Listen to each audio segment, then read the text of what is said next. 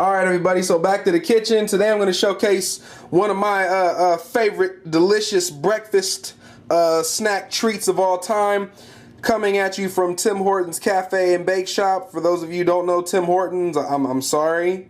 I mean, you know, it's pretty good stuff. But anyways, they make these things called Timbits, which are basically, you know, donut holes that they shape into like a ball, and they deep fry it so that, you know, they're just making more money from excess donut, I guess. Anyways, it's not so much the Timbits that are delicious as much as this particular kind of Timbit, you know? So, most people have had like just regular glazed donuts.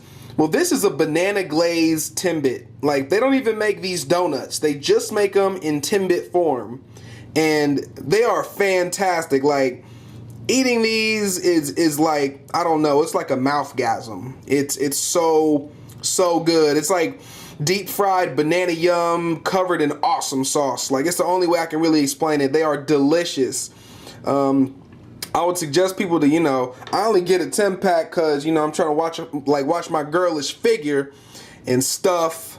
So I would suggest, you know, don't overdo it, because once you have one, you're gonna want to have like all of them. I mean, heat them up with some milk and it's like game over. They're so good. So if you guys ever run into a Tim Hortons and you have a second or two, I mean, this 10-pack costs like $1.80. So if you ever get, you know, a chance, pop into Tim Hortons, try some banana glazed Timbits. You'll definitely not be upset. Look at this guy, he's already smiling. Eat me. So this past weekend, I was able to finally check out this HBO series that I've been hearing so much about. It's called A Game of Thrones. I also went and bought the book. It's the first book out of the series by George R.R. Martin, called A Song of Fire and Ice. And the HBO series is really close, if not dead on to the book, and it's really well made, just as the book is really well written. I'm sure that anyone who likes, you know, high fantasy or drama or things of that nature will absolutely love Game of Thrones. It's phenomenal. I'm really glad I got, you know, turned onto it, and I really hope that I turn you onto it, because you will love it. For everyone who's seen it, please don't, you know, spoil anything in the comments for people, but please post your comments on, you know, characters you liked and stuff like that, and the beauty of the way that George R.R. Martin was able to weave these characters in this plot together. It's just so nice. So I suggest you guys check it out in any way you can. I think it might be up for sale. The first season's probably up for sale now. If not, I mean, we all have the internet, so you can find it in some way, shape, or form. So check it out. Game of Thrones, George R.R. Martin. So the artist that I'm going to be featuring this week is a man by the name of Miguel. He's a hip-hop and R&B artist, but his album has like kind of hints of like electro and funk, and it's a really solid album. I greatly enjoyed listening to it from beginning to end. He's written for people like Mary J. Blige, Music Soul Child, and like a variety of other people, and in May he was even voted as MTV Push Artist of the Week. He's 24 years old, but he's been in the game for a very long time. He's written music, I think, since he was, 3. So you know that he has a deep passion for what he does, and you can tell in his music that he puts his all into it. It's really hard to find hip-hop and R&B artists that put their all into their music and who are being genuine to themselves. And from what I hear in his music, I feel like he's one of them. So down below, I'll be posting the link to one of his videos. It's one of my favorite songs on his album. It's called Sure Thing.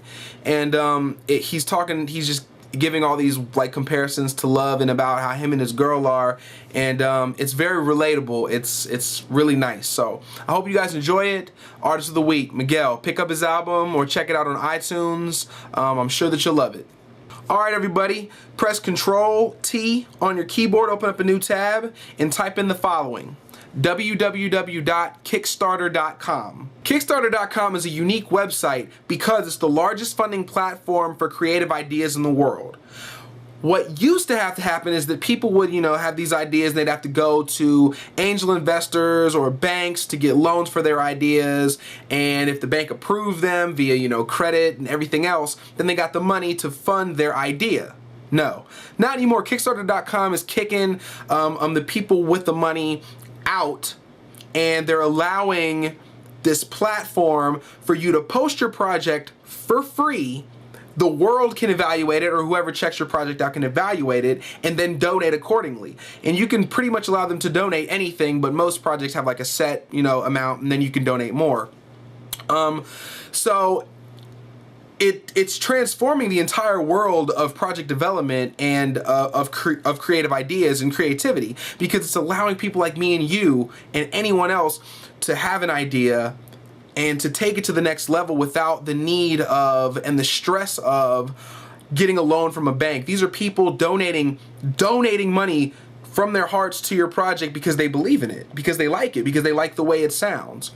So the next Twitter or the next Angry Birds or the next great concept can come from sites like Kickstarter.com, and it's just absolutely mind-blowing. So check it out, and please take the time to donate to 1 or 2 projects, spread the wealth a little, and keep Kickstarter.com bookmarked, and feel free to be one of the people to post a project, because you never know what can happen unless you try.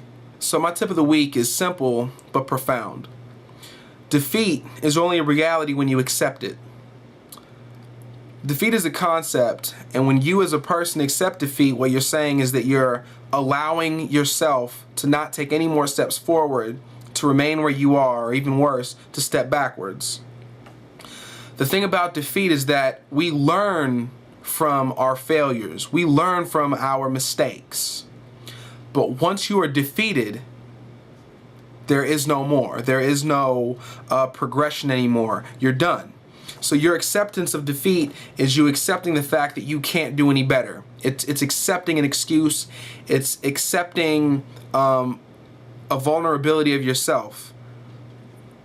And I believe that people, including myself, do this too much. It's much easier for us to accept defeat than it is to turn away from it and believe that we can keep moving. But that's our comfort zone. Everything you ever want is right outside of your comfort zone. So never, ever accept defeat. I've got a question. What would you do for a Klondike bar? Okay, I'm just kidding. That's not the question at all. So if cellular phone providers AT&T and Verizon Wireless had a big old gang fight, who would win and why?